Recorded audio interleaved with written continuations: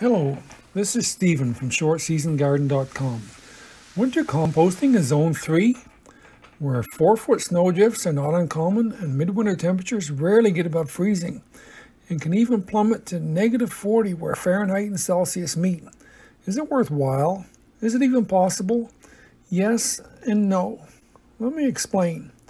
If you've had a vegetable garden very long, you probably know the value of composting, both for eliminating food scraps and also for adding much needed organic material to your soil. Whatever your gardening zone, from the tropics to the Arctic, summer composting is fairly straightforward. The basic concept of composting involves combining nitrogen, carbon, oxygen, and water to make rich organic material called compost. Nitrogen-rich materials are often referred to as greens, and carbon-rich materials are called browns. That doesn't necessarily refer to their color. For example, fresh coffee grounds and animal manures are brown in color but rich in nitrogen. Shredded paper is not brown in color, but it is rich in carbon. Essentially, greens are materials that were recently living and are usually rather wet. Examples are grass clippings, recently cut plants, eggshells, and of course fruit and vegetable food scraps. Do not use meat scraps or dairy products, as they will attract undesirable pests. When living organisms die, they begin the process of losing their nitrogen. Eventually, they are completely dried out and are known as browns. Examples are straw, sawdust, paper, and autumn leaves. Ideal composting takes place with a carbon to nitrogen ratio of roughly 30:1 and a temperature of 130 to 160 degrees Fahrenheit. Of course, your greens are not all nitrogen, and your browns are not all carbon. For most of us non-scientists, a 1-inch layer of greens covered with about 3 inches of browns is close enough. So during the gardening season, by continually mixing greens, browns, water, and oxygen, you can make a hot compost heap that will decompose rapidly, especially if you have a large pile and tend it regularly. You can take a more laissez-faire approach to composting and not worry about ratios or mixing. Just throw everything into a pile and make sure greens are covered with browns to keep away flies and rodents. You won't have a hot compost pile, but nature will eventually cause everything to decompose.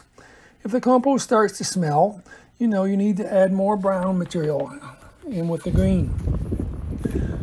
So let's get back to the topic at hand, winter composting. In many zones, if you have a large active compost pile, you can keep the center of it hot well into the winter, and maybe even throughout. Black compost bins or even black plastic garbage bags will warm the soil.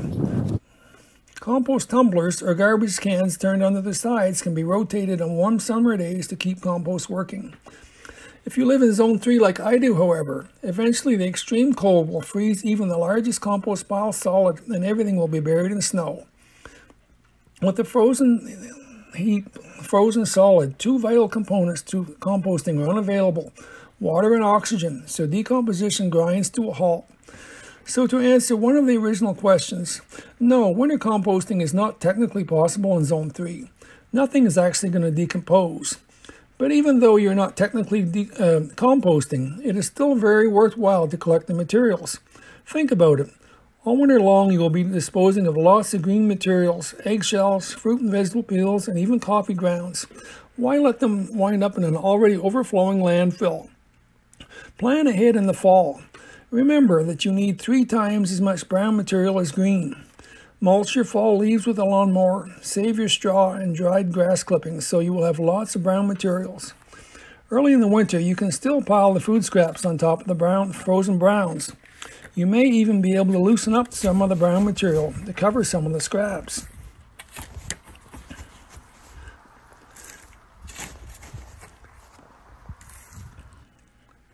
Eventually, however, the snow is going to pile up, making it more and more inconvenient to compost. So keep a covered pail near your door or a large Ziploc bag in your freezer. Collect all your coffee grounds, eggshells, and fruit and vegetable peelings. Break up eggshells and other large materials. As the snow buries your regular compost bin, keep a large covered waste container near your house where you don't have to wade deep snow. As your pail or Ziploc bag fills, dump it into the large waste container. You can even spread some brown material on top, but you will probably find that it fills your bin too quickly. In freezing temperatures, smell is not going to be a problem, so the brown is really not all that necessary.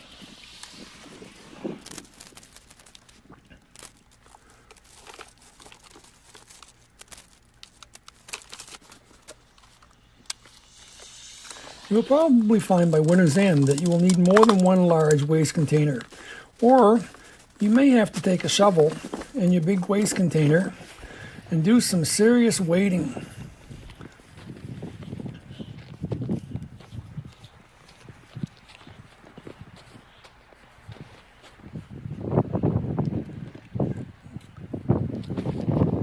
When spring comes, you will have an ample supply of green material to mix with all those browns you saved last fall.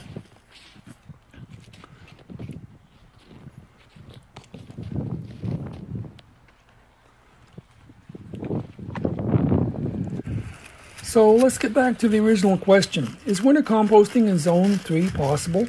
And is it worthwhile? Well, no, in the strictest sense of the word, I suppose that composting is not really taking place. But yes, it is very worthwhile. Remember, you're keeping food scraps out of the landfills, and besides, you will have all that organic material to fuel the compost process in the spring. So keep up winter composting and keep on gardening. If you enjoyed this video, give it a thumbs up, subscribe to my YouTube channel, and go to shortseasongarden.com for more Zone 3 vegetable gardening tips.